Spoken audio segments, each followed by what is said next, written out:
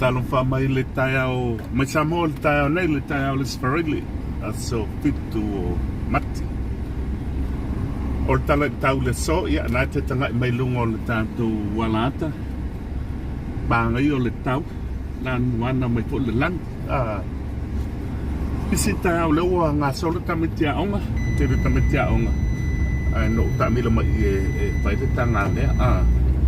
o sa malai uta i tonua le baenga me sa la vea ia le tau le lea mo pisa e nei le te leo o le pale mene ia ma o le baenga tonua nei o le awala le sa la vea ia tau le lea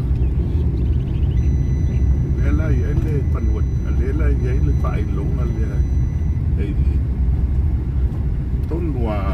o le awala nge o le awa me ala ia ile se mai tato me puata o i tonu ala le la pe ai salonga ku aku kele o siata se mai puata o i tonu ala e ta fol awala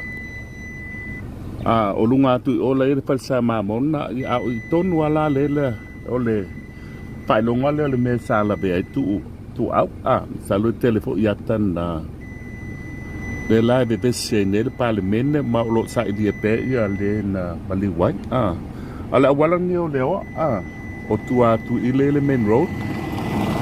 o nga tai to le falsa mamona le wote atu e ia le moto Samoa ia le moto la uri el malito ia umna to va tus kako update le so i wingo le tau fo i ma le lolo wa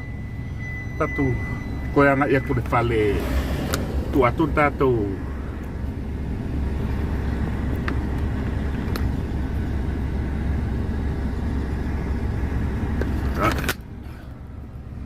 tu atu tato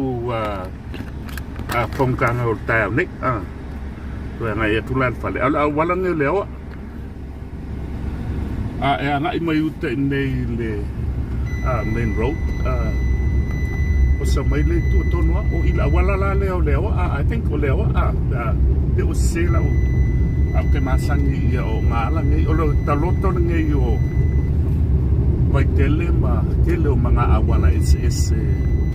ya ele masani la ele o nga awala ngai mo ta kuminga ngwa awala ta ne sa fo i mai ngata ile main road ya la fo matao na ngao ya la wala sa tisi mai ta Molino pangawao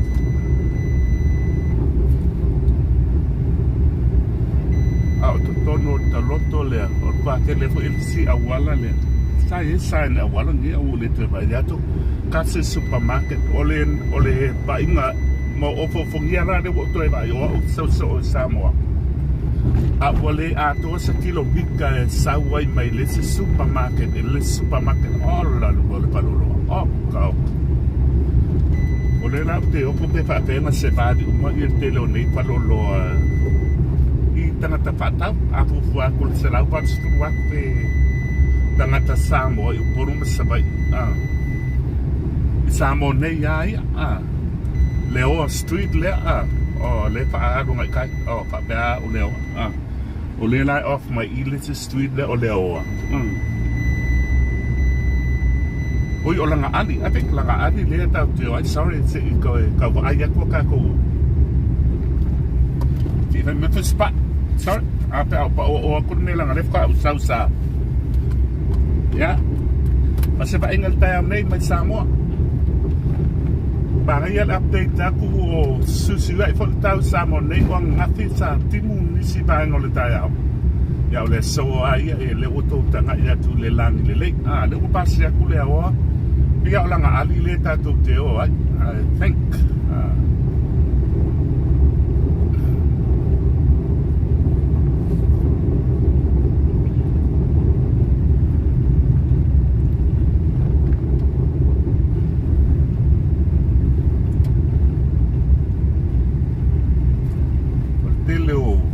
street ni sai ia me o fai lo sai longo fia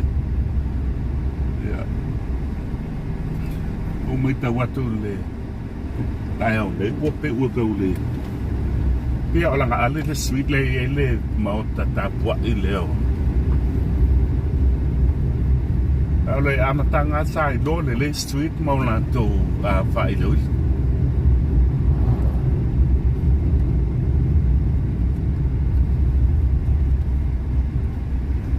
Yeah.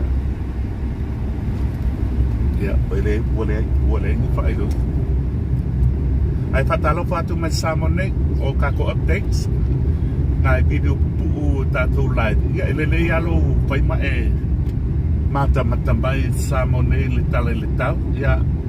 winga la leo lo tala leo te pai atu le tau nei.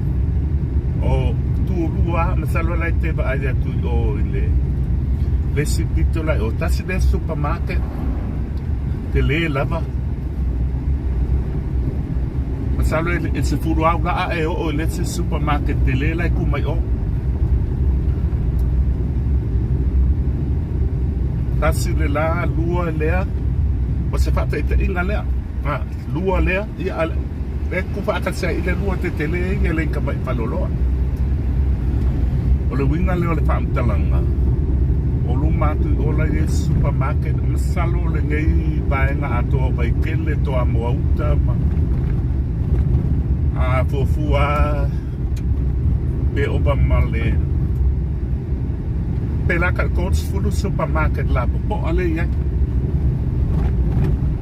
salo malanga mai to Samoa na tamau dia leo le tala leo te pai tu ya tu ata talo pat la wala to Samoa Entertainment TV spemio tau nei wale to ama telefono ya mai mo ai lungo tato wala ta tato phone ya o te tau te kau le awala le kata ni no pra le si pico le kako ko mai ai le a la valta ni le ola nga te wile le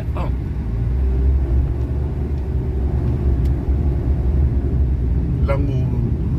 usi mata mo pia Samoa Nei le so ba sulula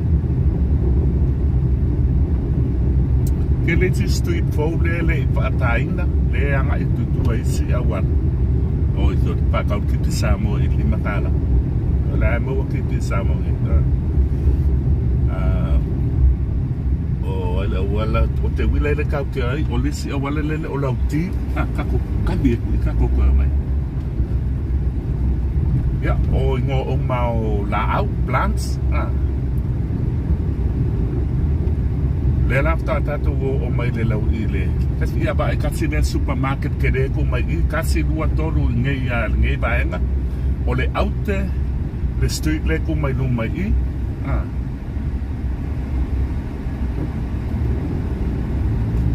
ya le putu ai supermarket ia I ole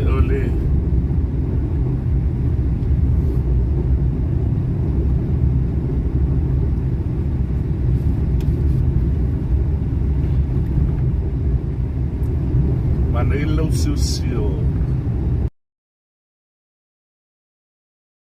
te anga ingu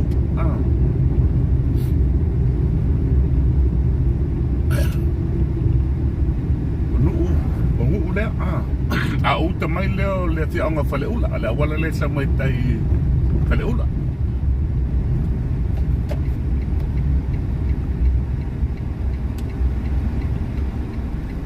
le kumela ko fa fa ba sanga umakasi it ya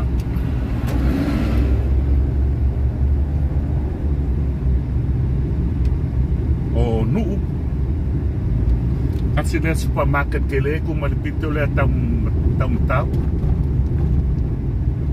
ya le wa fa supermarket singe ya tamba ba o le supermarket le no atu ako ko fo ile fale se ba ile fono le am salon malo ka bua talo mai pe mortato o tunu ba tele alfe ne ya o lo so fu le tua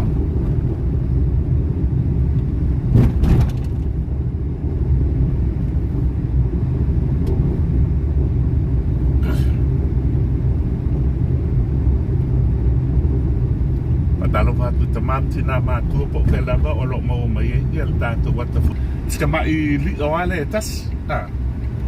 Ya, vai le supermarket le. Ola tātou toi fo, ya. Kasi la le vai na mo meu kokolesa, wa tele fo ka ko pisinisi. Kokolesa, supoesi, kokoeski. E ola le au patau vai nga le ai palasi mele au patau me alo, talo le ufti. Ya Samoa Nei ai na eu selengi fo le tengo fialo sa vadi patau mai lau breakfast. Patau mai lau talo malau. Ya, banga patena kako yo le fale se ya ole se street e ole se pa do lo ya i po le street le o lo kile kako mai tai o salo se pa do lo mai o le lo la wala tele manga la tonu ne ba ngo le kwa mo so mai pale ula o nu ole baina le tato foi mai la nga ia tuna nu ma le ofisa o pato anga ya pilele manga yo palo nga tangata ai telefo ya pa nuwa ia bawa e po dingo lai pa tau sa ini mai so no fanga ke dia pa mo yu tenei ya kalau ngate mau info takai portato me buat ai tato falolo ia ke aku kamai falolo la ia santele ai anai e tato tanga to tele ia olela se fai ia o te wila au main street ia le ele le wala le ara ke lo kama street esa ta o ke mantua na te so samo sai longo fia le teleo ta kua yanga po e pa ai do le awala male awal ya ita ya nela ya le pole sene ya mai ne le ku menga po pai pa awale ni me ya lo te le street le tuang bal an satu e po la pa longa la le o la talo la ku menga lo po pai pa satu le ngo le street ni lunga salo fo ua pali se samo ya va o le ia mangi o ila le street le ni ka ko mai tai ya la fo le se ya ma ali le street la yo edenta to wa ya lauti street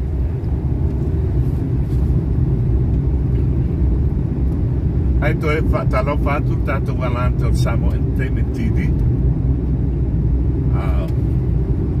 ole ale ma pai na tu na koina ia tato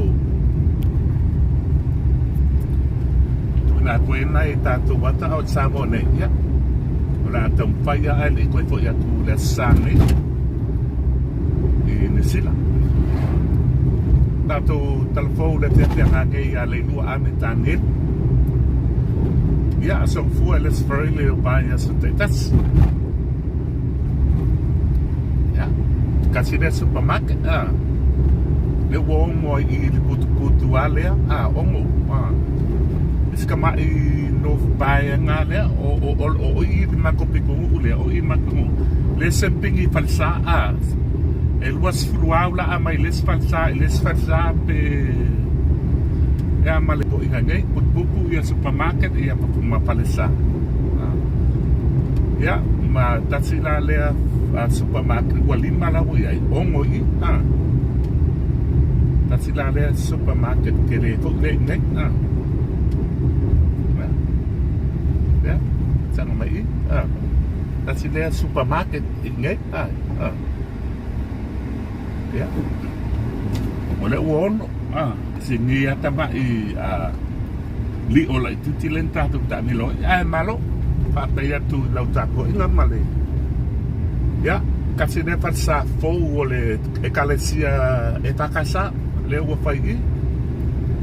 kasi le la mai si pa sa fa ya pa le wo ke aku ku wala ta to fa lima le la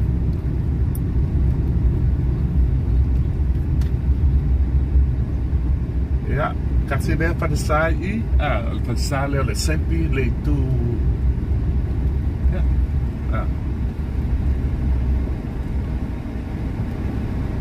le whakasā pikuai ale iai, wale vamsaro po watol skuto sanga fast food karuai,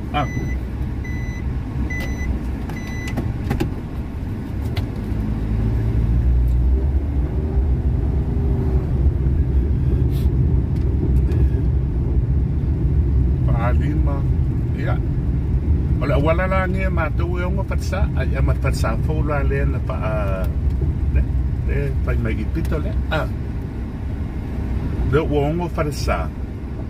onga o supermarket, ile neia banga le pito le wat, wha malawat.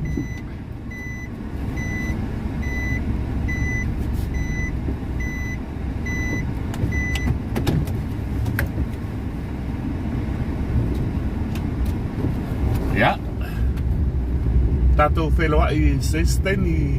o sesi banga o tato. Ia le pai ngak tau mai Samoa Nei. Na wetanga I atu mātango kele sulo la. Ia. O le pai ngak mai le lunga no whanga le lo whale Samoa Nei. Lunga tonu wala enga. Ato amo utale nei. Ma o ele ko amua. Nea la I ele whale lea. Tanga